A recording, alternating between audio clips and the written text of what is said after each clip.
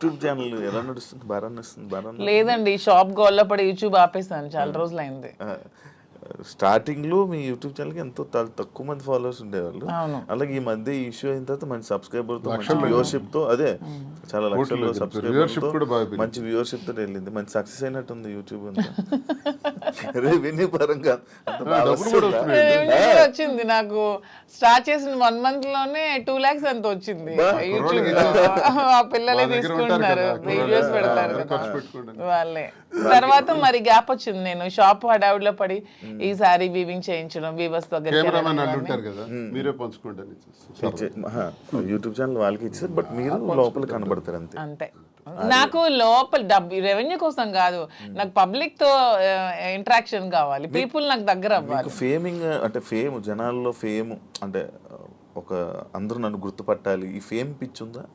ఎందుకు ఉండదు? మీకు లేదా? మీకు లేదా? నాకు తెలియకుండా నాకు వచ్చింది. అడుగుతున్నా. ఫేమ్ ఎవరికైనా ఉంటుంది, మనిషి లక్షణమే అది, ఎవరికైనా ఉంటుంది. ఎందుకు ఉండదు? మనం గొప్పగా ఉండాలి, ఫేమ్ రావాలి, అందరూ మనం గుర్తుపట్టాలి. సినిమాలో నటించాలని కోరికలు ఉన్నాయి? సినిమాలో నటించాలని కోరిక కూడా ఉంది నాకు. ట్రై చేస్తున్నా. లేదు, ఇంతవరకు ఎప్పుడు ట్రై చేయలేదు, చూద్దాం ఎప్పుడైనా. సినిమా మీ ఇద్దరేనా? అలానే కాదు, నాకు మంచి అంటే విలన్ క్యారెక్టర్లు చేయాలని ఉంది, మంచి విలన్ రోల్స్. అలా. సీరియల్స్ చూస్తారా? లేదు, సీరియల్స్ అలవాట్లేదు. నేను ఎంతవరకు ఎప్పుడు ఒక సీరియల్ కూడా చూడలేదు. మీరు పంపిస్తారా సినిమా యాక్టింగ్ ఇంట్రెస్ట్? నాకు ఇంట్రెస్ట్. సినిమా తీసాం కదా ఇద్దరు, వాలంటీర్ అని ఒక సినిమా తీసి రిలీజ్ చేసాం. Okay okay. నాకు ఇంట్రెస్ట్ ఫీల్డ్, ఎందుకంటే చేయడానికి తప్పే ఉంది. అవన్నీ హాబీస్, అవి ఇంట్రెస్ట్, తప్పే ఉంది. సార్ ఇది ఈ బొట్టు ఎందుకు సార్ ఇలా పెడతారు? ఇంత అమ్మవారి బొట్టు. ఓకే. అంటే మిమ్మల్ని ఎప్పుడు ఫ్రేమ్లో చూసినా బొట్టు అలా ఉంటూనే ఉంటుంది. అసలు నాకు తెలిసి హిందూ సాంప్రదాయ ప్రకారం ప్రతి ఒక్కరు కూడా బొట్టు పెట్టుకోవాలి, అది అబ్బాయిలైనా అమ్మాయిలు కానీ. మీ మధ్యన ట్రెండ్ ఫాలో అవుతూ మీరు పెట్టుకోరు, శ్రీనివాస్ గారు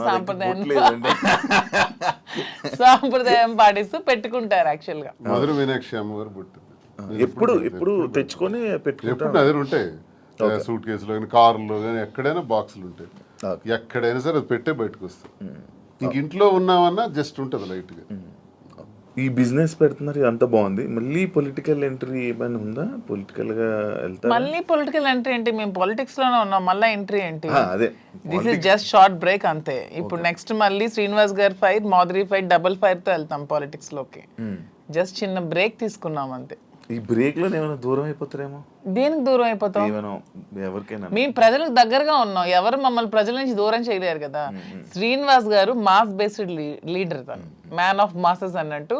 తన క్యాడర్ తో గానీ ఎవరితో గానీ సంబంధాలు ఉండవు, తనకి డైరెక్ట్ పీపుల్ తో సంబంధం. ఎప్పుడైనా డైలాగులు చెప్పారా? మాస్ డైలాగులు మీకు ఎప్పుడైనా? ఓ గోల్డ్ అని ఒకసారి ఒక డైలాగ్ చెప్పండి. గోల్డ్ అని డైలాగులు, బోల్డ్ అని స్పీచ్లు, బోల్డ్ అని క్లాసెస్, అవన్నీ ఎప్పుడు అవుతూనే ఉంటాయి శ్రీనివాస్ గారి నుంచి. He is completely mass based leader. Duvvada Srinivas అంటే మరి మీకు తెలుసో లేదో కానీ అది శ్రీకాకుళం మీకు కూడా తెలియాలి. అప్పటి నుంచే బాంబుల్ శ్రీని అనేవాళ్ళు దువ్వాడ శ్రీనివాస్ కి. ఒక రౌడీ, ఒక మాస్ లీడర్, పీపుల్ దగ్గరగా ఉంటాడు, ప్రజల కోసం ఎన్నో పోరాటాలు చేశాడు. ఈవెన్ షూటెడ్ సైట్ ఆర్డర్స్ వచ్చాయి అతని మీద, కాల్పులు కూడా ఎదురెళ్లారు. అలా పోరాట యోధుడు అతను. అతన్ని ఎవరు బీట్అవుట్ చేసి రాజకీయాల నుంచి తప్పించే ఇది కూడా ఎవరికి ఉండదు. అవన్నీ జస్ట్ ఇది చిన్న బ్రేక్ తీసుకున్నారు. మాక్సిమం శ్రీనివాస్ గారిలో నాకు ఈ వ్యక్తిత్వం ఇష్టం అని చెప్తాను. హీఈస్ వెరీ హానెస్ట్ అండి. ఎప్పుడు కూడా నాకు తెలిసి ఇంతవరకు నేను ఈ 5 years నేను రాజకీయాలు ఉన్నప్పుడు ఎంతో మంది వచ్చి అతని దగ్గర మేము ఇస్తాం, ఎంత డబ్బులు ఇస్తాం, మాకు ఇది చేయండి, మాకు ఇది ఇస్తాం, ఈ ట్రాన్స్ఫర్ చేయండి అన్నప్పుడు ఏ రోజు కూడా 1 రూపీ కూడా ఎవరి దగ్గర కూడా ఆశించని వ్యక్తి ఎవరైనా ఉన్నారంటే పాలిటిక్స్ లో దువ్వాడ శ్రీనివాస్ ఒక్కలే. ఈవెన్ కాకరాపల్లి అప్పుడు థర్మల్ పవర్ ప్లాంట్ ఉద్యమంలో కూడా తనకు 20 crores తెచ్చి ఆఫర్ ఇచ్చారు కంపెనీ వాళ్ళు.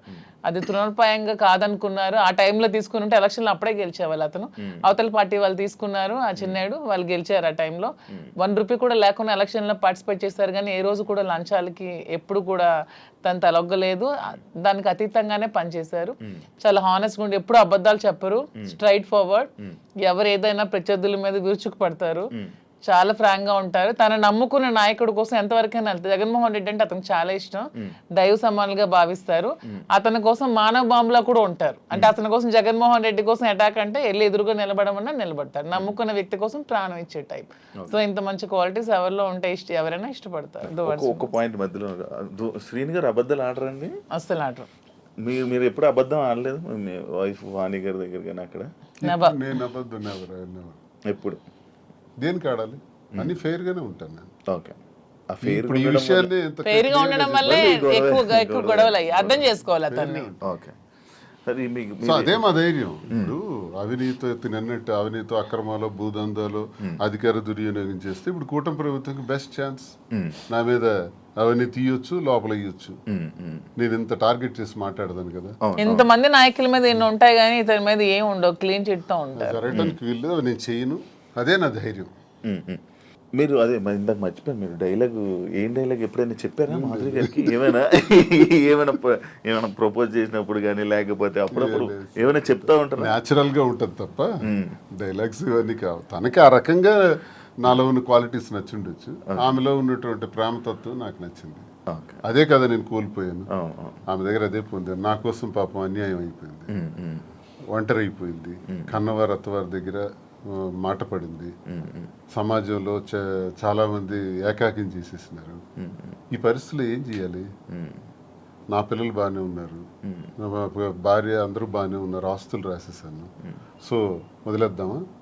మా కోసం త్యాగం చేసిన అమ్మాయికి మేమే రాజకీయాల్లో తీసుకొచ్చి విడిచిపెట్టేస్తే ఒకవేళ ఏదైనా జరిగితే మనసు చిన్నది చేసుకుంటే ఆ పాపం మాకు చుట్టదా?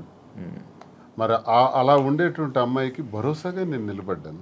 నిలబడి నేను త్యాగం నేను నిలబడటం గొప్పతనం కాదు, నాలాంటి వాడి కోసం ఆమె నిలబడటం గొప్పతనం. నా జీవితం అంతా కూడా కేసులు, గొడవలు, ఇబ్బందులు, శత్రువర్గాలు చాలా ఎక్కువ.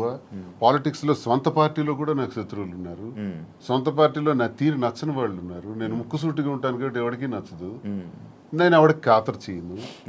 నా వ్యక్తిగత జీవితం నా మైండ్లో ఏదనుకుంటే అదే చేస్తాను. ఇలాంటి విభిన్నమైన కోణాలు కలిగిన వ్యక్తితో తానెందుకు ఈ టార్చర్ భరించాలా? తంద త్యాగమా నా త్యాగమా?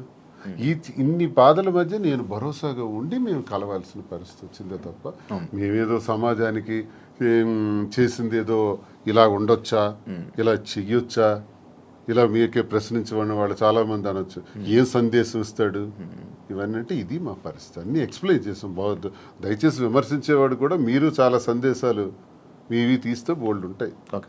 ఇప్పుడు మీ ఇద్దరు పిల్లల్ని మీ ముగ్గురు పిల్లల్ని మేమే చూసుకుంటాం అది అన్నారు కానీ వాళ్ళు యాక్సెప్ట్ చేస్తారా? మీ దగ్గర మా ధర్మం చేస్తున్నారా? మా ధర్మం మాది. ఇప్పుడు చేసినా చేయకపోయినా వాళ్ళ పిల్లలు ఆల్రెడీ సెటిల్డ్ అండి. ఒక అమ్మాయి, ఇద్దరు అమ్మాయిలు డాక్టర్లు అయిపోయారు. ఒక అమ్మాయికి ఆల్రెడీ మ్యారేజ్ చేస్తారు, ఇంకో అమ్మాయికి మ్యారేజ్ ఉంది. అది కూడా వాణి గారు డబ్బులు అడిగారు, అది కూడా తను ఒప్పుకున్నారు. మ్యారేజ్ చేయడానికి మేము ఫైనాన్షియల్ గా ఇస్తామని చెప్పి అది కూడా ఒప్పుకున్నారు. దాని కూడా నాకు ఏ విధమైన ప్రాబ్లం కూడా లేదు. ఇప్పుడు అందరూ అనుకుంటూ ఉంటారు మాధురి నాశనం చేసింది, మాధురి ఇచ్చేసింది, వచ్చేసింది అని. ఇక్కడ నాశనం అయిపోయింది, కోల్పోయింది ఎవరు? నేను, నా పిల్లలు. ఈ హోల్ చాప్టర్ లో నేను ఇంతవరకు ఎప్పుడు ఎవరి దగ్గర అనలేదు కానీ మీ ఐ డ్రీమ్, నా పిల్లలు కోల్పోయారు కదా లైఫ్ ని.